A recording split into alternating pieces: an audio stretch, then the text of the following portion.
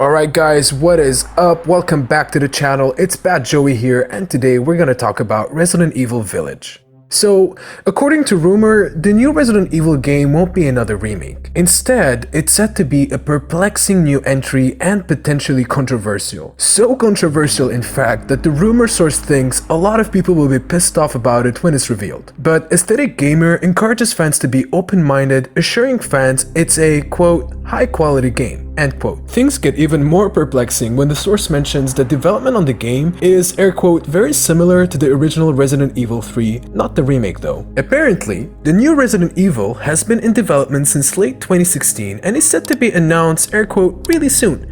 So at least if the rumor is true, we won't have to wait long to hear more. Of course, it's natural to speculate that the new rumor foretells an imminent Resident Evil 8 announcement. Aesthetic Gamer has spoken in the past about Resident Evil 8 rumors, which say RE8 will take place in a pseudo-European setting filled with monsters. But it isn't clear if the supposed 2021 release is something different. Fortunately, we have Resident Evil 3 to keep us occupied until we hear something official about the next Resident Evil game. So the first question we're tackling in today's video is, why does Resident Evil have the potential to be the biggest game of 2021? With Resident Evil continuing to evolve with its fans' expectations and stay relevant in the ever-changing gaming sphere, it should be no surprise that the 8th numbered entry into the infamous survival horror franchise is well on its way and looking quite excellent. In fact, with all the new footage and information that has come out recently, it's really starting to look like Resident Evil Village may end up being one of the biggest games of the year. For fans of Resident Evil 7, RE8 is going to be a very familiar experience, at least on a surface level. Much like Resident Evil 7, Resident Evil Village will be first person and feature many of the gameplay elements that made 7 so memorable and fantastic. Resource management, limited inventory slots, exploration, and a nice blend of horror and action that heavily favors the latter will all be present here. So if you enjoyed Resident Evil 7 at all, odds are good Resident Evil Village is going to be up your alley as well. That said, given that the footage released so far seems to show Ethan with a gun and shooting something a lot of the time, Resident Evil Village could be shifting the balance a tad bit toward the action side, but that of course remains to be officially confirmed. What little changes there will be to the general format of the game seem to mostly be focused on expanding what Resident Evil 7 brought to the table as opposed to changing it. Whereas Resident Evil 7 had a nice amount of exploration, it's looking like Resident Evil Village is going to be much bigger with multiple buildings and open areas to explore every nook and cranny. And whereas Resident Evil 7 fell a tad short in its enemy variety, it appears that Resident Evil Village will be mixing things up for more enemy types as well as more characters in general, which will also likely make the story a bit larger in scope as well. There is a small chance that this could also lead to a bit of a misstep, as one of the main problems with Resident Evil 5 and 6 was that the stories were just getting too complicated and outlandish to even be worth keeping track of. But given that one of the most obvious big things people loved about 7 so much was its new direction and proverbial wiping of the slate, I would be surprised if the team over at Capcom were to totally lose sight of that with the very next game. While the scope of Resident Evil Village is looking to be bigger than Resident Evil 7 in almost every measurable way, it doesn't look like it's going to get too big or unwieldy for those of us who like the isolated, simple setups of 7 and 4 and the original. Among the meaningful improvements to the many things Resident Evil 7 got right, it looks like Resident Evil Village is going to encourage a bit more interactivity with the world than RE7 did. As footage of such things has revealed, it can also lead to a few hair-raising jump scares. Those moments alone won't be what makes Resident Evil Village one of the biggest games of the year, but knowing that one of those moments might be around in any corner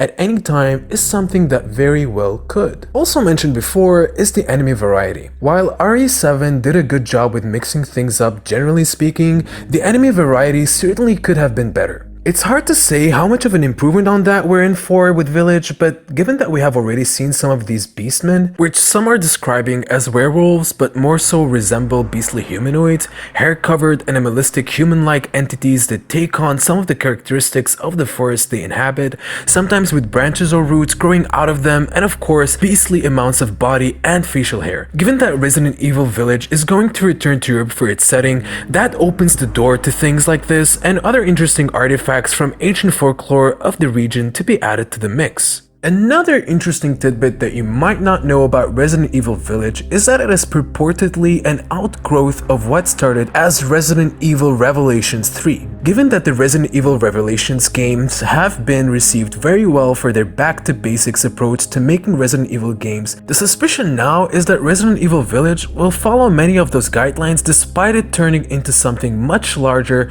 than a Resident Evil Revelations game. This mentality, mixed with the mentality that they already clearly have that Resident Evil 4 and 7 are clearly the most popular modern games of the series and thus will be the ones most heavily influencing this one, is a perfect sign that Resident Evil might strike the balance between old and new ideas in a way that could elevate the series even higher in the minds of old and new fans alike. This is best case scenario, but it also seems like the most likely.